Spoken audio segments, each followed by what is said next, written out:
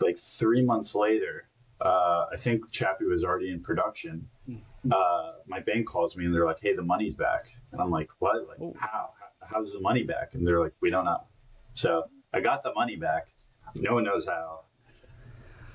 I guess it's a happy ending in the end, right?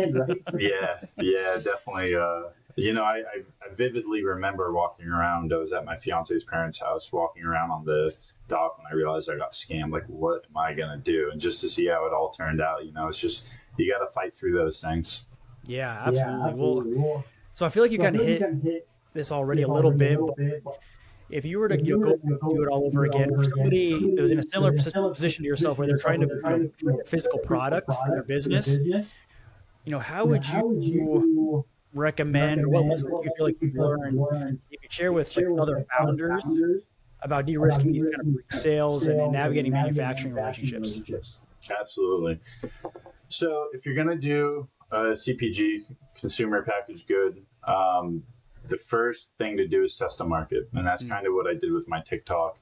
I was watching a reel today by the CEO of Netflix, and he talks about how the most important thing to do when launching a business is try to launch it cheap and quick, and test it cheap and quick. So if it doesn't work, there's not demand, then skip it. So the example was a student came up to him and said, "Hey, I think there should be this website where people can share their clothes with other people and crowdsource like clothing sharing, kind of like Airbnb, but for clothes." And she's like, "How do I raise money for the website and get a developer?" And what he said was that, post a note on your door and say, "Knock to borrow my clothes." And that's a great way, to test them out. Now with Instagram, you could test it a little different. You could even just post a TikTok of your idea and just source the comments. But the first thing you have to do with any business idea is get market research.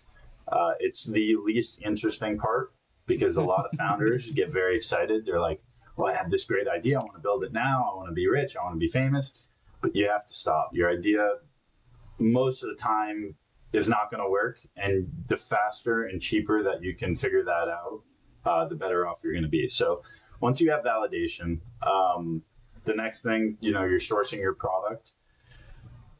Ask a lot of manufacturers, get a lot of quotes, because, some people will say it's going to cost $5 a unit. Some people are going to say it's going to cost $1 a unit. And if you never reach that person who says it's going to be $1 a unit, you may never get the economies that you need to be profitable. So you got to reach out to a lot of people. A lot of people get too tied up on worrying that their design is going to be stolen from China. Whether you have a patent in the US, a patent in China, the thing is, like, it's just going to happen. Yeah. You can't really worry about it. And you just have to focus on your business in America first. So send your design out to a lot of manufacturers, maybe send an email, say, "Hey, this is confidential. Can you agree?" But don't get too caught up in it. Don't get too caught up in patents. You'll spend $7,000 trying to get a patent, waste 2 years, and now someone already has done your idea.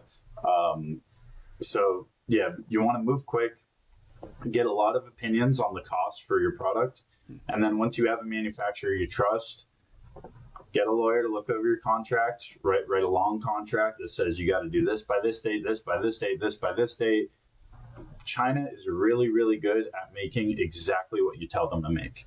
So you have to be very specific. If you leave out details, they will fill it in for you, and it may not be what you want. So you got to be very specific with your design that you give them. A lot of the time, they'll help you work out the details, but that kind of comes into the sample stage. So once you have a contract, get a sample, or even before a contract, get a sample if you can. A lot of manufacturers will charge you a sample fee. You got to be okay spending a couple hundred here, a couple hundred there to get samples. And then once you have the samples and the pricing, you can pick a final manufacturer. Really then, before a contract, you want to source a bunch of samples and see, there's 1,000 ways to make a bag, and a lot of them can be bad. Quality is super important. Are they cutting the threads at the end of their bag? Are they hiding the hinges? What kind of quality product materials or the materials that they're using quality? So there's a lot of things that go into the sample that you wouldn't think of, and the same product made by 5 different people is all going to be 5 different products. So you want to do some sort of balance between quality and price. And then write your contract and follow through with it and make sure you have the funds to finish. I love it.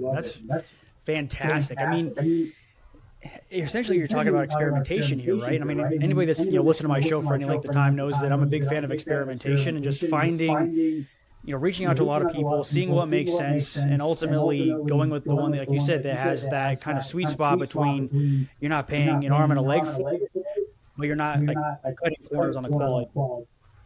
Yeah, and it kind of comes back to engineering in a strange way, even though it's makeup containers. The production aspect, is definitely was an engineering challenge, and figuring out, where's the break-even point between cost and quality is super important. Any recommendation how to break that down for a layman? It depends on the type of brand.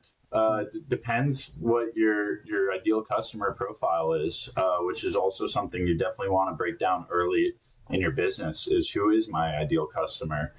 And once you figure out hey, I want to be like Walmart, I want to sell cheap goods to a large amount of people, and maybe the quality is not the best. That's okay. There's a market for that. Walmart's a billion dollar company. So you can go that route, or you can be like, hey, I want to be like Versace, and I want to do high priced, high quality designer goods that, we're just known for our quality. Mm-hmm. And there's a huge market for that too. So you really want to niche down and understand who your customer is. For us, I've kind of always, it's like a $14 lip balm holder and chapsticks about $2. So yeah. It's debatably a luxury item.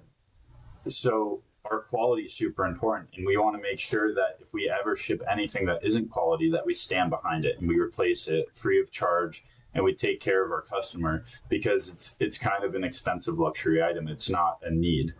Although the problem is a need, unfortunately, the way the economics work, the container is kind of expensive.